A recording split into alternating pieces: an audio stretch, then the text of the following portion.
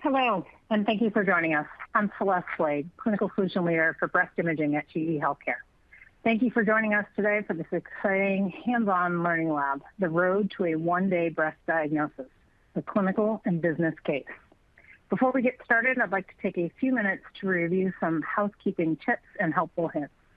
At the bottom of your screen, there are multiple application widgets that you can use throughout the session. All of these widgets are resizable and movable. You can expand the slide area or maximize it to full screen by clicking on the arrows in the top right corner. Under the resource list, you will find a copy of today's slide presentation and some additional helpful material as well. I'd also like to point out two important widgets on your screen, and that's the poll widget that we will be using at the end of the event, and the Q&A widget that will be available throughout the session. So at any point during the event, enter your questions, and at the end of the talk, we will be having a live Q&A session where our panel of experts will be answering those for you. We will certainly do our best to get all of the questions answered during this session. However, if we cannot, we will capture them and follow up via email. And lastly, an on-demand version of this event, recorded, will be made available in the next couple of days. Now, let me turn it over to our moderator tonight, Andy DeLaO, our Chief Marketing Officer for Women's Health and X-Ray at GE Healthcare. Andy? Thank you, Celeste. I'd like to welcome everyone this evening to this event. Hopefully you were able to join our Lunch and Learn on contrast-enhanced spectral mammography and our previous hands-on learning lab on automated breast ultrasound. Today, we are going to hear from two groups of experts in the field of rapid diagnosis when it comes to breast care and breast cancer diagnosis. And first, I'd like to introduce our guests. First is Michele Brands. She's the Network Director of Women Imaging, St. Luke's University Health Network. Next, we have Dr. Karl Yaeger, who is the Section Chief of Women's Imaging, St. Luke's University Health Network. And last but not least is Dr. Holley, the Section Chief of Women's Imaging, Central Connecticut Radiologist, MidState Radiology Associates. So first, I'd like to just give everyone an opportunity to just share a little bit about yourself and introduce yourselves. So Michele, would you like to share a little bit about yourself? Thank you, Andy. I joined St. Luke's University Health Network in 2009. I just this week hit 12 years with our network. And my role as the Network Director of Women's Imaging is to lead through an administrative arm the program so that we can operationalize the vision that our clinical and executive leadership have for the program. We are a 10-hospital health system at St. Luke's and growing. We have 16 screening sites that we service over, I think we're up to about 13 counties now in 2 states. And we have 3 regional breast centers, as well as 3 other diagnostic centers that our fellowship-trained breast imagers and breast specialist teams travel to 1 day a week so that we can provide diagnostic imaging for patients and give them a little bit better access. So it is my huge privilege to be here and to also have this role at St. Luke's. I'm the mother of 2 children and recently just married, which is where we added the brands. So I'm getting used to hearing that said as my name. So thank you, Andy. Thank you, Michele. I appreciate it. And I'm really looking forward to further discussions today.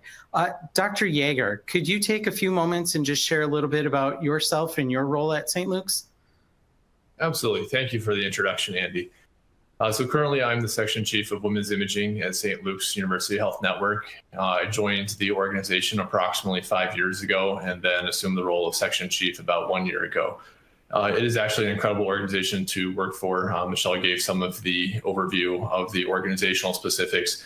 On the radiologist side, I lead a section of approximately 10 breast imagers. And we perform approximately 50,000 screening mammograms a year, and then all of the follow-up diagnostic imaging studies as well as biopsies. On a daily basis, I lead operations, and then on a longer-term basis, serve as really trying to develop our clinical offerings in the future. And then the other big part of my job is serving as a liaison between the radiologists and breast surgeons. Wow, it sounds like you definitely have a lot going on that keeps you busy. And so last but not least, Dr. Dye, could you also take a moment just to introduce yourself and your role at Hartford Healthcare? Sure, thank you so much. So I think I have a bit of a checkered past because I started out in academic medicine, specifically in nuclear medicine, for a number of years. And at that point in time, they called it unclear medicine, which hurt, but I now embrace that. I subsequently migrated into diagnostic radiology. And when I did, I found that nuclear medicine isn't the only unclear image around. And in fact, mammograms can be pretty fuzzy once in a while too. And so it was a natural fit for me. I feel very comfortable with it. I enjoy the challenge of breast imaging. I enjoy especially working with the women behind the images. And I've been doing that for about 19 years at MidState Radiology in Central Connecticut. And through that period of time, I've taken on breast imaging as my particular specialty, and am currently the Director of Women's Imaging for the Central Region of Hartford Healthcare, based primarily at MidState Medical Center in Meriden, but also including the Hospital of Central Connecticut, which is in New Britain, Connecticut. We also have several outpatient offices that are performing breast imaging and that feed into our comprehensive breast care centers that are based in Meriden and Plainville, Connecticut. Thank you for sharing. Thank you for sharing. And I'm just truly humbled to be able to moderate this session. So before we get into the full discussion, I'd like to talk a little bit about this learning lab and why the topic on rapid diagnosis is so important today, especially during SBI. I know personally in my previous experience that there's a gap in the time from women going from, I think I might have something during that screening, to getting a diagnosis and a treatment plan. And during this time and this delay, it allows for anxiety to set in with patients. And that can really lead to, things being unnerving, could be upsetting. And it can also really lead to a feeling of losing control. So with all of that being said, I'd really like to get into the conversation and hear from all of you that have been successful in setting up a rapid diagnosis clinic, or something that we also refer to as a one-stop clinic. But before we kind of do a deep dive, I think it's really important just to level set everyone on what does a rapid diagnosis clinic or a one-stop clinic mean to each of you. So Michele, maybe we'll start with you. Thank you. And Dr. Dye, I loved when you said taking care of the woman behind the mammogram, because that's what this is all about, that individualized breast approach.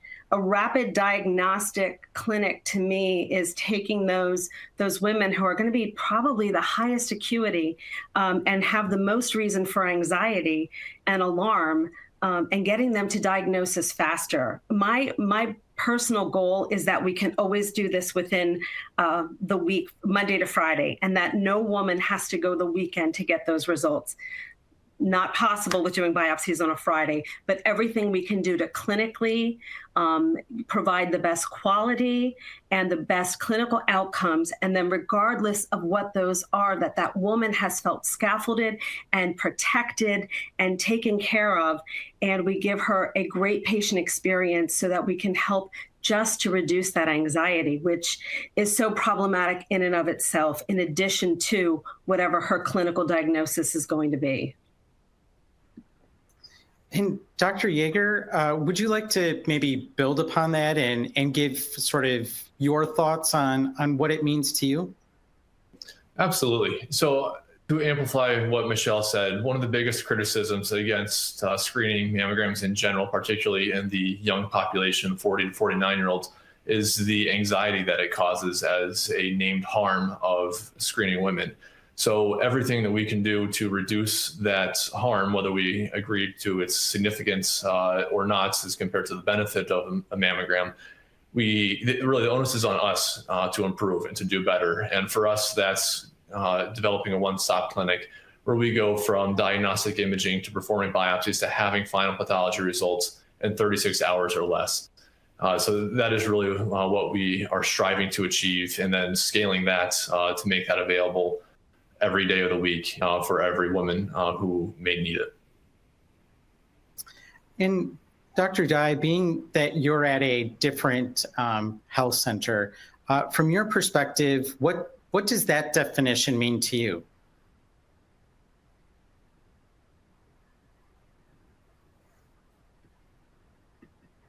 Dr. Dye, you're on mute. Sorry about that. To me, a rapid diagnosis clinic means opportunity. So we have the opportunity to leverage the resources and expertise of a multidisciplinary team of medical professionals to evaluate a patient and her imaging to reach an accurate and timely diagnosis so that her care can be implemented also in a timely and appropriate manner. We also have the opportunity to recognize patients who perhaps do not come back with a positive diagnosis on biopsy, but have high-risk factors for development of a future malignancy, and the opportunity to work with those patients to put them into a proper management plan so that their healthcare is appropriate throughout the course of their imaging. And third, we have the opportunity to recognize the emotional stress involved with a diagnosis of breast malignancy and to support those patients during the process from imaging to biopsy and all the way until treatment. So I think a rapid diagnostic clinic is really an opportunity for us to do a better job. Thank you for that. So I'm going to just sort of get into the deeper part of this now. Michele, you've been at St. Luke's, as you shared with us, for quite some time. And part of your role at St. Luke's has been to help pilot this one-stop clinic project. So from your perspective, could you tell us a little bit about how it began and why St. Luke's decided to work with GE Healthcare to adapt the original Gustav Rossi model and implement a one-stop clinic in the US? Yeah, it's an exciting time. So it's probably now about 18 months ago that we really looked at the Gustav Rossi model. Just even as our own team at St. Luke's, we were in a position then where we were really looking at what was next for our program, and we saw that opportunity, as Dr. Dye said, to really reduce that diagnostic imaging portion of our turnaround times. At St. Luke's, our screening to pathology turnaround time is probably about 11 days on average, and so we saw that as an opportunity to kind of get that down. And when we heard about the work they were doing, and in France at the Gustav Rossi Institute, a standard of care is utilization of fine needle aspiration, which is not a standard here in the United States. So we wanted to take their model as inspiration and see how we could adapt and develop something here that would be scalable and reproducible throughout, whether you had a rural network, an urban hospital setting, or a suburban hospital setting. Our network is kind of situated where we have urban, suburban, and very, very rural areas that we are serving and have hospitals in. And so it gave us an opportunity to kind of test this in various different locales and regions and see if it was possible. And we learned it is possible. We can bring the woman from diagnosis through pathology quickly in less than 2 days. Wow, that's really impressive. So Dr. Yaeger, from your perspective, what has this importance meant to you and your team? So excellent question. I would actually love to see the Gustav Rossi Clinic in action in person, whenever that may be in the future with the current world state of affairs with COVID and travel being unpredictable. But Gustav Rusi is a mature model. They have 3 radiologists per day doing diagnostic imaging and biopsies. They have on-site surgeons to discuss the results of patients who have malignant results. As Michele alluded to, the core of their biopsy offering is fine needle aspiration, which has its own set of limitations as well as on-site requirements for cytopathology. In the US, the standard of care is not fine needle aspiration, but core needle biopsy, which cannot be interpreted same day. So this leads to a minimum of next day biopsy results instead of same day. So we really do try to strive to do the best we can within the limitations of that. But we want all of our results within 36 hours. The lessons that we've learned as we try to build and scale this have been numerous. We've learned important lessons in everything from patient selection. For example, who do we slot into these valuable clinic appointments, because we want someone who is going to maximally benefit and maximally utilize those slots. But we also need to predict that not every woman will need a biopsy who comes in. So how do we balance those two? What is our check-in experience? What is the role of our patient advocates, which has actually been one of the biggest positive feedback items that we've received from our patients? And then the timing of procedures during the day all have an incredible set of lessons associated with them. Overall, our patient feedback has been quite positive, particularly when they are able to schedule slots in the one-stop clinic for the next day appointments. They get diagnostic imaging, biopsy, and results then within about 2 days. It is just great feedback. And then the last thoughts is that really most institutions have an inclination of how to do this. I'm sure that all of our colleagues who are listening on the webinar have accommodated patients for same-day biopsies, but really the challenge of everything is how do you scale that to make it a clinical offering that you can execute all day, every day for every patient. Yes, that's very true. So Dr. Dye, since you're at MidState Radiology Associates in Hartford Healthcare, I'm also aware that your team has set up a rapid diagnosis specialty within the region as well. So could you tell or share with us about what that setup has been like and what maybe differs and what maybe are some of the similarities that you just heard from the St. Luke's team? Yes, thank you. I'm going to see if I can bring up a couple slides here. So I first wanted to talk about what our impetus was for developing a rapid diagnosis clinic. And part of that was the fact that we were seeing an increased incidence of breast malignancy in our particular regional patient population, especially among women of color. And we were very concerned that we were underserving this population of patients and that there were more women out there needing care that we were not serving. So we were interested in trying to reduce any barriers to that underserved population receiving care. And that might include limited healthcare access and inability to take advantages of healthcare services due to financial issues, transportation issues, limited awareness of the healthcare options available to the patient, et cetera. We were also concerned that when we reviewed our data, as you said, Michele, we found that we had a longer than expected delay from imaging to biopsy. And in fact, when we began this process 2 years ago, it was about an average of 12 days from seeing the patient, doing the diagnostic imaging, to the patient actually having that biopsy, if they did have the biopsy. We also discovered that we were losing patients in between the time, during that 12 days between the screening mammogram and the subsequent biopsy. We were losing patients either because they chose not to return, they were referred elsewhere, but we were concerned that there was a definite loss of continuity of care, and we wanted to do something to take care of that.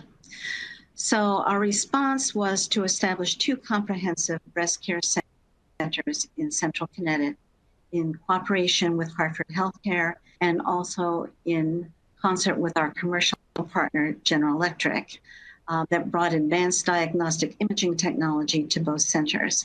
So currently at both comprehensive centers, we have mammography with 3D tomography. We have breast ultrasound. We have breast MRI.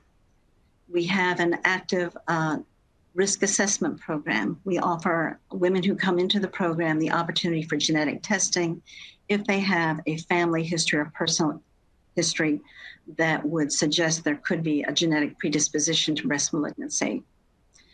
We work closely with our clinical partners and have been able to develop a team of experts that are available to patients when they come into these centers. For example, working with Hartford Healthcare, we were able to structure the department so that we are one hallway away from the breast surgeon. So when a patient sees us, typically they are able to book or pre-book an appointment to see the breast surgeon on the same day they're having their imaging. And we have built a rapport with the oncology program at both institutions so that they're only a text or a phone call away. And again, we make every attempt to make sure that the patient gets these appointments on the same or next day to when they're seen with us. We also developed a brand new position within the department, and it sounds a good bit like what you have at St. Luke's. We have something we call the nurse navigator, the women's health coordinator position. Very important. In fact, I think it's key to the program because they focus on communication and coordination. So whenever the woman comes into us and has some imaging studies done, the women health coordinator automatically makes sure that the referring clinician gets all the reports from those studies, that all relevant partners, including the surgeon and the oncologist, are aware of what's going on and have all the reports available to them that they need in order to participate in the patient's care. And we found that this has worked very well for us in order to minimize the amount of time from breast imaging to biopsy, in order to reducing migration of patients outside the program and encouraging continuity of care for our patients. Thank you. So Dr. Jai, I'm going to ask you a follow-up question to that. Okay. So you've been on this journey for a period of time now. Are there certain lessons learned that you have today that if you would have known when you started, it would have been really helpful? Or are there things that you've changed and sort of iterated on since you initially started this program? Yes, we communicate a lot better, and I think we are much better in coordinating care for patients within our team and outside the team. Go back here. In instituting the processes that I just discussed, we were able to reduce the average time from screening mammogram to biopsy from 12 days to 2.5 days. It would be lower than that, except some patients aren't quite ready to have a biopsy the same day they have the imaging. Some need to think it over a little bit. Some need to discuss with family or their referring clinician. That's entirely up to them. It's not anything we would ever pressure a woman about. We simply offer it and do what's best for that individual woman. And that's what I love in part about this program, is that it's an individualized process. We take very personal care of these patients. And that's something I've learned during this process, that it's a wonderful thing for us and a wonderful thing for the patients. They are typically very grateful and appreciative of efforts.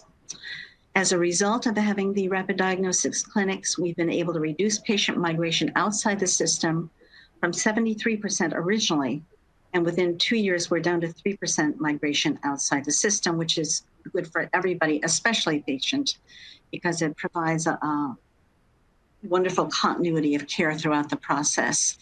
We've also found that we've improved patient satisfaction measures. The breast program at our 2 comprehensive breast care centers on Press-Ganey usually measures in the 95th percentile. Some months it's in the 99th percentile, the top 1% of centers nationwide. So we've been very happy to see that change. We've also found that providing the rapid diagnosis capability has been a practice differentiator.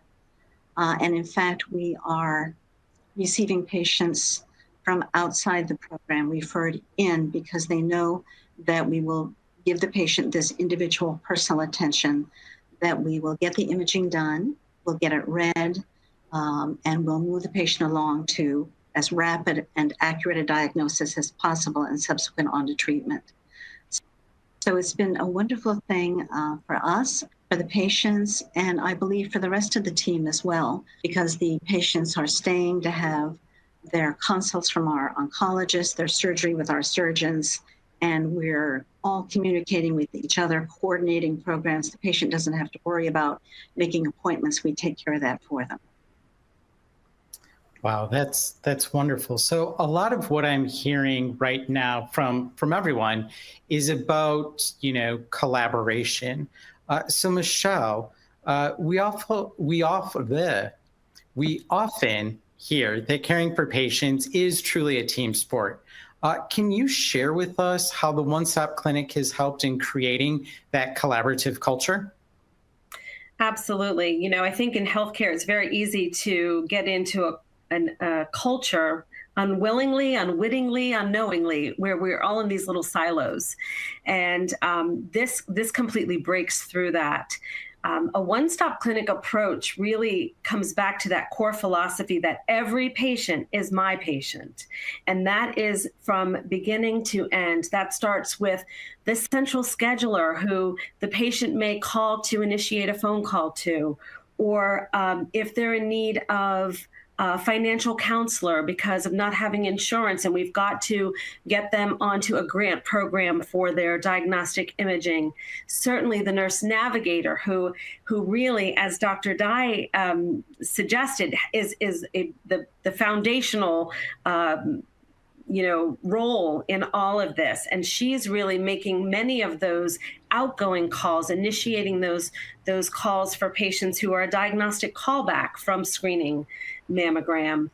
She's sitting face to face and counseling those who are coming up with a biopsy recommendation and taking them through the process of what to expect and getting them scheduled. She's also helping to navigate them through to a breast surgeon appointment or the navigator for cancer care, if that is the trajectory that their diagnosis is taking them on. And even our benign findings have, a substantial amount of follow-up that she is assisting with. And then there's all of those team members that touch the patient the day that they arrive, from registration to the technologist, to the patient care advocates, to the radiologist, to even somebody like me who's usually sitting in an office who gets to come over and just help to support and really make sure that every patient is my patient. And we all have that philosophy. With a one-stop clinic, what we've learned is you cannot over-communicate. You cannot over-communicate to your patient, to one another, to your referring providers, to your cancer care team, to anyone. And so communication plays this huge role. And every single person who touches that patient, whether it's by phone or in person, even in writing, the care that we take into creating all of our letters, all of the work our clinical specialists do in maintaining a high quality program so that these things can happen as a course of day-to-day taking care of people. Everyone plays a critical role. And when you have that patient at the center and you're focusing on that patient in an individualized way, I love that Dr. Dye is saying individualized breast care. Dr. Russo, our previous section chief, had us really, really pressing into that years ago with this individualized breast screening program and looking at each patient as an individual. And when you're focusing on that, you're focusing on all the right things and you're going to have great outcomes for your patient. I was going to say that's very energizing to me. I've always been a huge advocate of, ensuring that we can deliver care at the end of one. And it really sounds like this is truly what everyone is focusing on. So with that, Dr. Yaeger, I know that there's a little bit of a renaissance going on inside of the practice of radiology, especially with breast radiologists, because you're truly at the center along with that patient during their journey. So could you share with all of us, as well as any of your colleagues that are listening to this webinar, on how you're helping to create that culture of collaboration with your patients? Yeah, that's an excellent question. Collaboration is absolutely key for multiple reasons. I actually would look at it as twofold between radiologists and the referring clinicians and surgeons, as well as you mentioned, between the radiologists and the patients. Having that open dialogue is key. It's imperative to have a relaxed environment where you can have a honest, open discussion where it's not rushed. The patient feels as though you have all the time in the world. And honestly, as a radiologist, that has to be the body language that's portrayed. So not standing over the patient, for example, while they're about to undergo biopsy. So sitting them down in a chair, talking face to face on a non-rushed way is really is key. As Dr. Dye was alluding to in terms of reducing the time between imaging and biopsy, it is amazing the difference in the dialogue that can take place when you know that in your back pocket you can say, I'm worried, I'm concerned about what I'm seeing in the imaging because of these findings or for these reasons, and say, and here's what I'm going to do about it. We can do a biopsy right now. It is a really bad situation when you want to have that honest, open dialogue, and then you say, well, the soonest we can work you in is 2 weeks from now.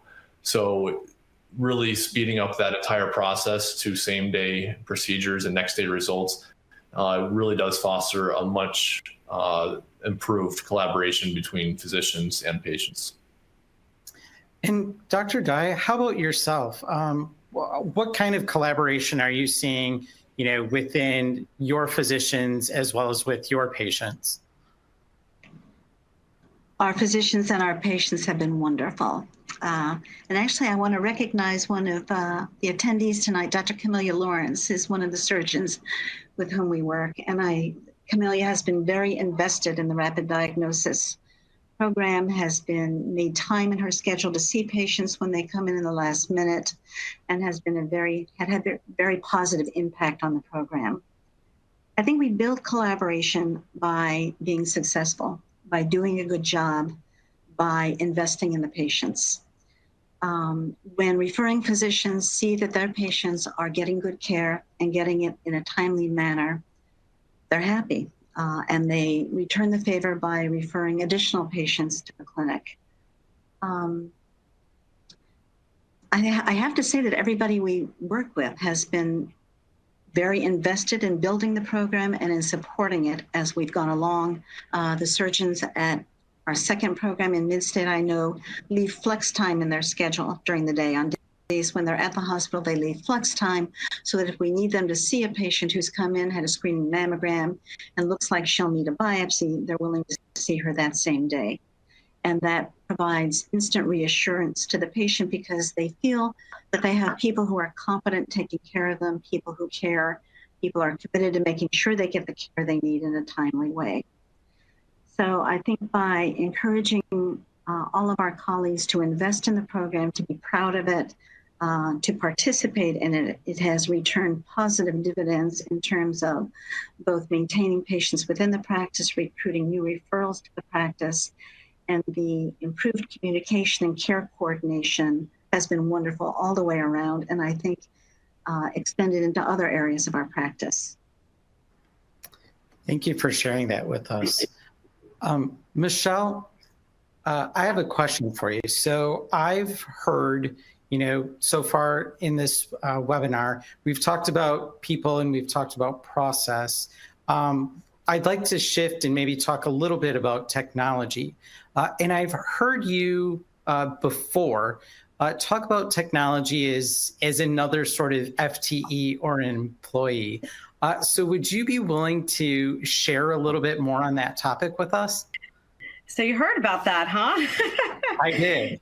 Yeah, there's 3D imaging, and then there is GE's Pristina 3D imaging. And we have just been so excited by this this gantry for our patients. First of all, her name is Pristina. So she has a whole identity already. And she is the first mammo gantry that has been designed by women for women. It's when Pristina came on the market, I think the hashtag was comfy mammo. And so we've seen what a difference this technology has played in the role with taking care of our patients, like literally taking care of our patients, helping to reduce anxiety with Duetta, the patient-assisted compression. And most patients coming in for diagnostic imaging may not be off the cuff ready to start doing some of their own compression. But when you have that patient who is so nervous and you can help to get her to participate in that mammogram, and as it was said earlier, have some control. We're talking about a potential cancer journey where the number one feeling is that lack of control that they're just catapulted in overnight. And Pristina does that with the patient-assisted compression.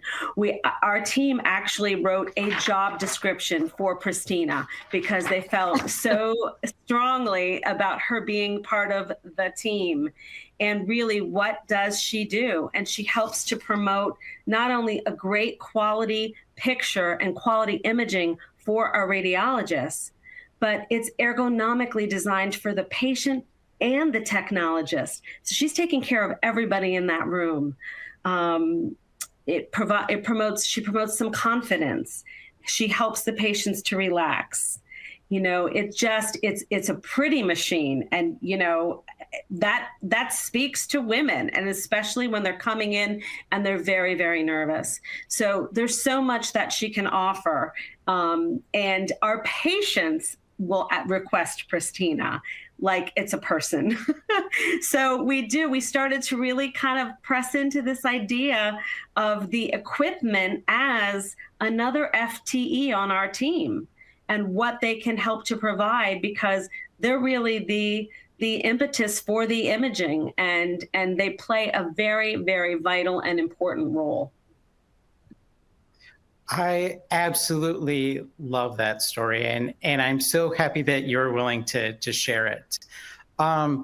Sort of continuing on the technology topic, Dr. Yaeger, from your perspective, how do you see technology, things such as contrast-enhanced spectral mammography, playing a role in the continual improvement in the care of getting patients an answer in a timely manner? Great question, Andy. And I'm actually very happy that you mentioned CESM, because it is one of the technologies that I am dying to bring to St. Luke's. It really does have the potential to be an absolute game changer.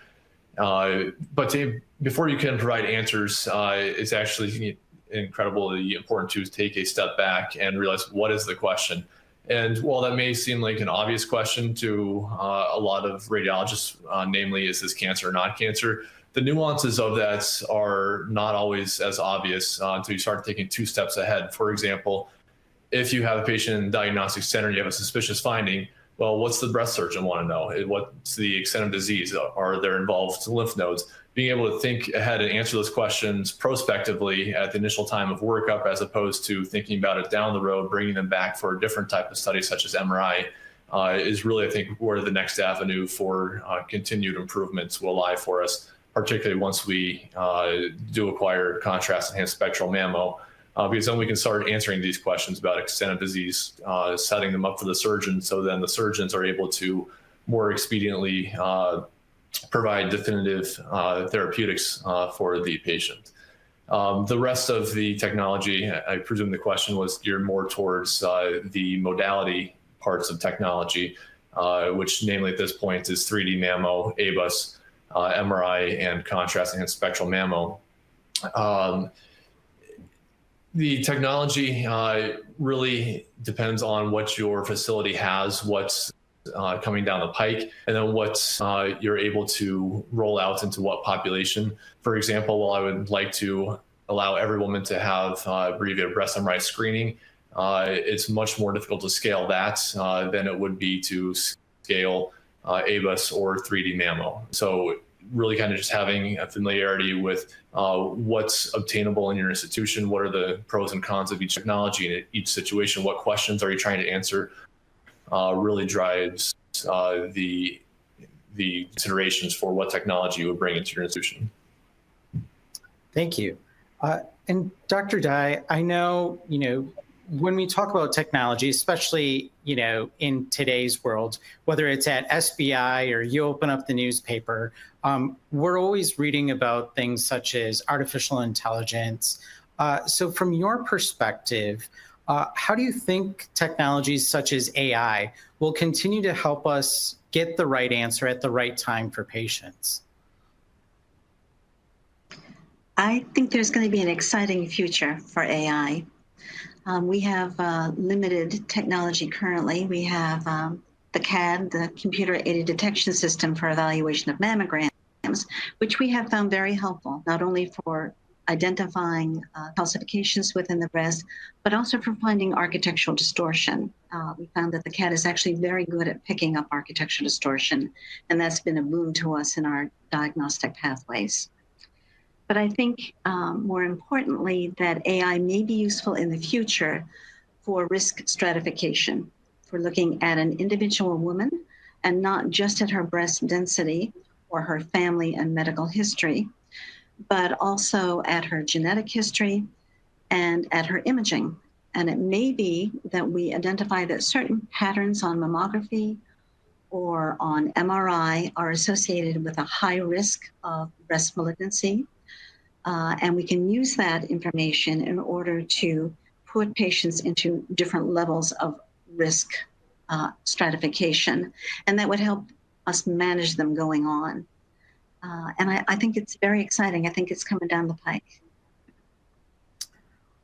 Thank you for sharing that. I just want to take a small little pause, and I just want to remind everyone that's on the webinar that you can feel free to ask a question at any given moment during this discussion. Just click on the Q&A widget on your screen and submit. And so with that, if it's okay with all of you, I'm going to actually start to go through some of the questions that are in the Q&A. So the first question that I think would be interesting is, as the national average for turnaround time is around 21 days, why do you think more sites are not doing or focusing on this rapid diagnosis or a one-stop clinic? Maybe Michele or Dr. Dye? Yeah, it's not easy. Even getting a woman through the process in 2 to 3 weeks in many cases can be challenging, particularly in the current healthcare environment where we're just seeing higher than ever volumes, not even higher than average, higher than ever. But I do think that just as women created this groundswell for dense breast legislation, I think we are coming into a period where there is going to be a groundswell by women to say to the systems, you've got to do better. I shouldn't have to wait this long. We are in a real-time world where everything is at our fingertips and we can find out anything right here. Even now we have, with the Cures Act, we're getting real-time results into the patient's electronic health record. And so it's really incumbent on us now to take a very accurate and honest inventory with each of our practices and how we're managing this, and then seek to make significant improvements because it is going to be what is expected, not even what is desired. Yeah, and I agree. Oh, go ahead. Sorry, go ahead. No, I agree with that entirely. I think patients are going to ask for this when they're aware it's available. And I can understand why it's not currently available everywhere. I mean, there may be structural barriers in terms of not having the physical plant in order to set up a clinic like this. They may need to recruit the team of multidisciplinary experts in order to participate in this. And you have to really have buy-in from everyone in the team in order to make it work. For example, when we first started out, there was a little bit of reluctance from staff to use their lunch hour to image the patient that came in unexpectedly and needed workup, or to stay after hours in order to get a patient done. But once people started seeing the benefit to the patient and how much it meant to the patients to have this care, there was immediate investment, and we didn't have a problem after that.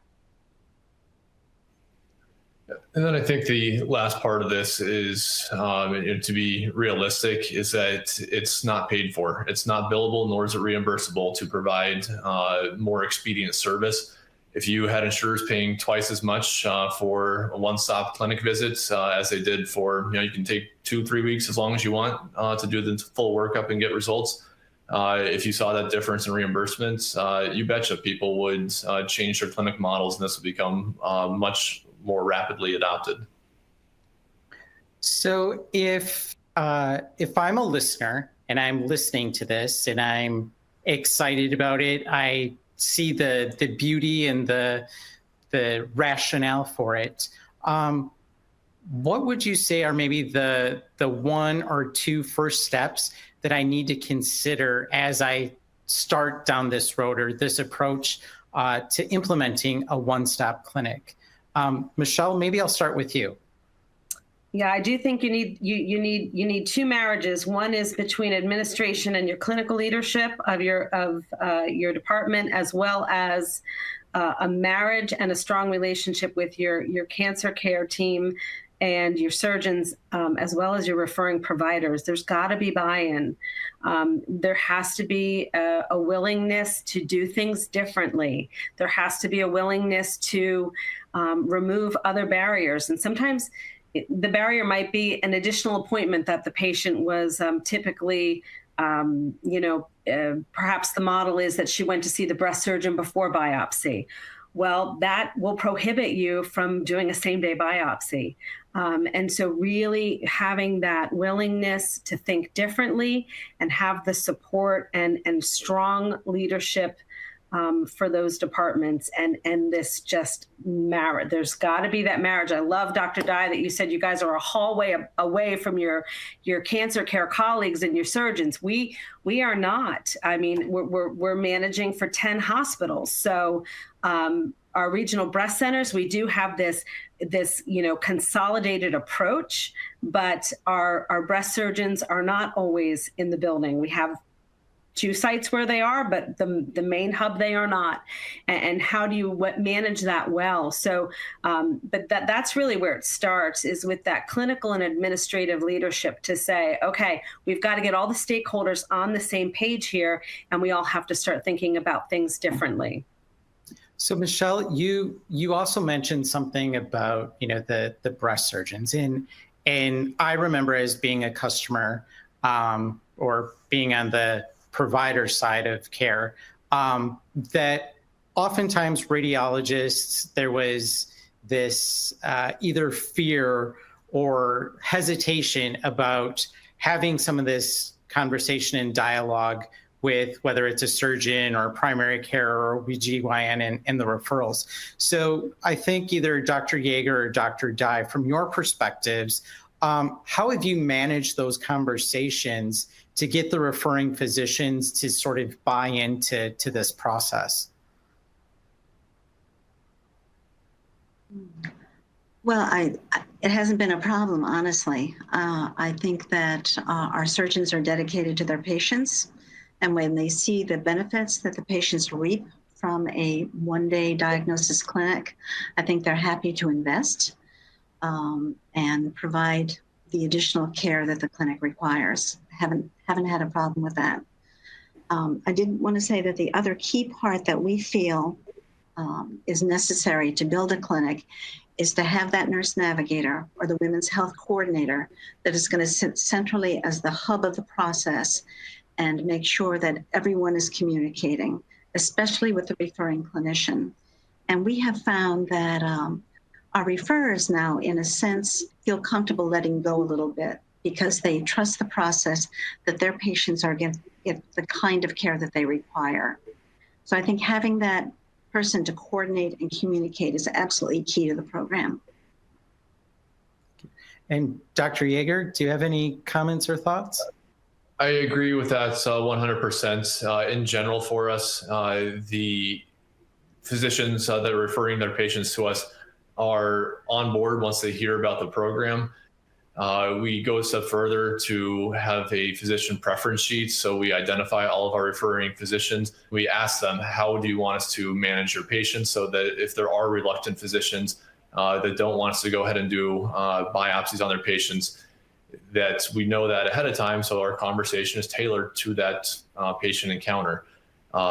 That being said, we have very few referring physicians at this point that are really holdouts. And that's actually kind of one of the lessons that we learned along our process, was getting conditional approval for additional imaging and for biopsies saves time immensely.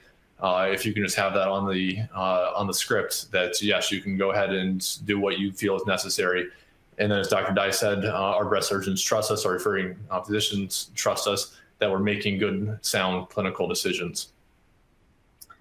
Thank you. So one of the questions is geared specifically either towards Michele or Dr. Yaeger. How has your organization marketed this new service? Is it offered at all of your sites, or did you pilot at a single location and then gradually roll out the service to other sites? So we have not yet marketed the one-stop clinic model. We are currently really focusing on bringing it to scale. We know that it works. We have had one-stop clinic days at our main hub, our regional breast center. And we've also done this remotely at some of our diagnostic centers. So we've tried to pilot it at the busiest site and then at one of our more rural sites to kind of test and see that we're able to adapt it in whatever environment. And right now we're really bringing it to scale. So until we have 100% confidence that we can, as Dr. Yaeger said earlier, provide this for every patient every day of the week. We have done some marketing of this, but we have not done a full marketing campaign yet. Although word of mouth is starting to take hold. And that's okay. We're okay with patients starting to really expect this type of turnaround. Correct. And so marketing to patients is one aspect, but then also marketing to our surgeons, which are by far our most important clients, if you will, in a different sense. Our breast surgeons know that this is available, and we do have our breast surgeons that when they have a clinical exam or finding that's highly suspicious, they know how to get their patients into this program.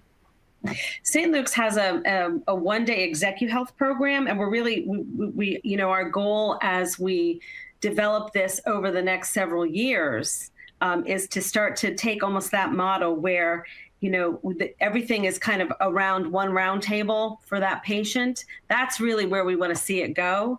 Until then, we continue to hand off to our cancer care associates. We're getting where our nurses are going to start doing that actual scheduling for the breast surgeons. So the nurse navigators will have the ability to schedule right on the breast surgeon's schedule. So those patients will have all the appointments that they need, you know, before they leave. But it's exciting. But bringing it to scale, especially, I hate to say, in this current environment, is a challenge. So Dr. Dye and Dr. Yaeger, I know one of the differences, and I believe Michele maybe shared this at the beginning of the webinar with Professor Gustav Rossi's clinic, is that they do an FNA. And right now, that's not sort of standard of care here in the US.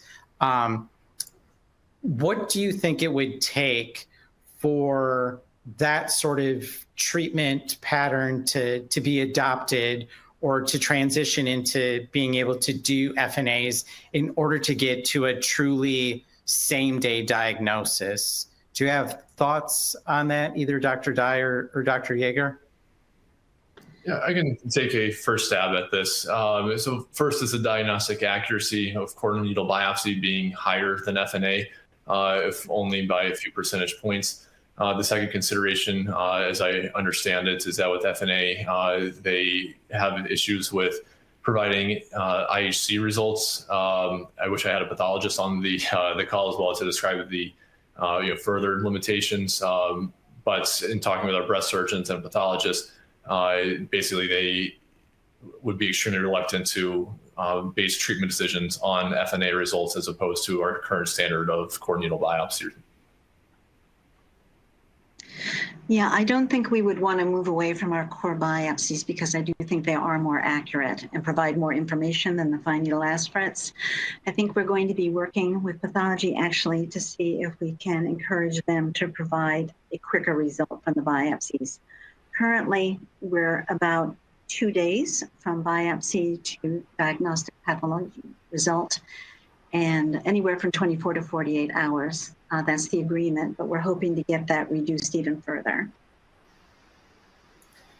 So another question that's come up in the chat is potentially geared either towards Dr. Dye or Dr. Yaeger, but how do you do RAD path correlation? Are they done on a daily basis? That's an excellent question, which actually became much more germane in the past 7 days with the 21st Century Cures Act. We have patients, well, first let me back up, that St. Luke's went live with the incident reporting to patient portal in November, but then that rolled out nationwide in the US on April 2nd, I believe. But we did see a huge uptick in patients calling for results or calling with the results. They had questions before we even had a chance to review them. So it has resulted in a slight modification of radiologist workflow that as soon as those results are made available to us, we immediately need to do RAD path correlation and call the patient with the malignant pathology results if it was a malignant biopsy result. And even when we try our darndest, and I've called patients within 30 minutes, there are times where they will tell me, yep, already saw it. So as long as your results are concordant, which the vast majority most likely will be, the RAD path concordance isn't as much of an issue. It's just the timely notification that's much more difficult now. Yeah, I agree entirely with Dr. Yaeger. We have the same experience. The RAD path correlation is done by patient on a daily basis. And we have had problems actually with this instant notification of patients, with patients getting a malignant result, being very upset and not being able to reach someone who can reassure them and manage their expectations. So that's been a problem, actually. Thank you. So I know we're gearing towards the end of this. So what I would like to do is give each of you maybe about a minute or so and just, kind of share maybe your closing thoughts on, what you're excited for in the one-stop clinic over the course of the next, few months. So Michele, if we could start with you. Thank you. This is really an encouraging discussion, and I'm so excited by what Dr. Dye and her team are accomplishing. And I know that throughout the United States, we're hearing more and more of these amazing stories and improvements for patient outcomes and decreasing those turnaround times. And it is encouraging. Breast cancer just recently took over as the #1 cancer over lung just in the last 45 days. And we know that there's a lot of energy and enthusiasm around this topic, a lot of fundraising efforts nationally. And it's exciting that the clinical has kind of caught up to the commercial. That's the best way I can put it. And I'm very energized and encouraged by that. Dr. Dye?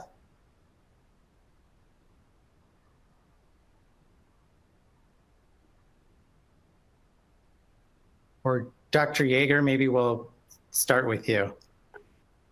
Sure, I can hop in. I think that I'm most encouraged really by the opportunity to rethink the paradigm of breast care in the U.S. The ability to offer this service is unbelievable. Patients are grateful, and it is honestly the right thing to do for any given patient, is what we would all want to have done for our mothers, for our wives, for yourself if you're a woman or a man with breast cancer. It is just an incredible opportunity. It involves multiple people, it involves rethinking processes, implementing new technology. It is just a fantastic time to be in radiology. Thank you. And Dr. Dye? All right. Well, I know we are getting towards the end.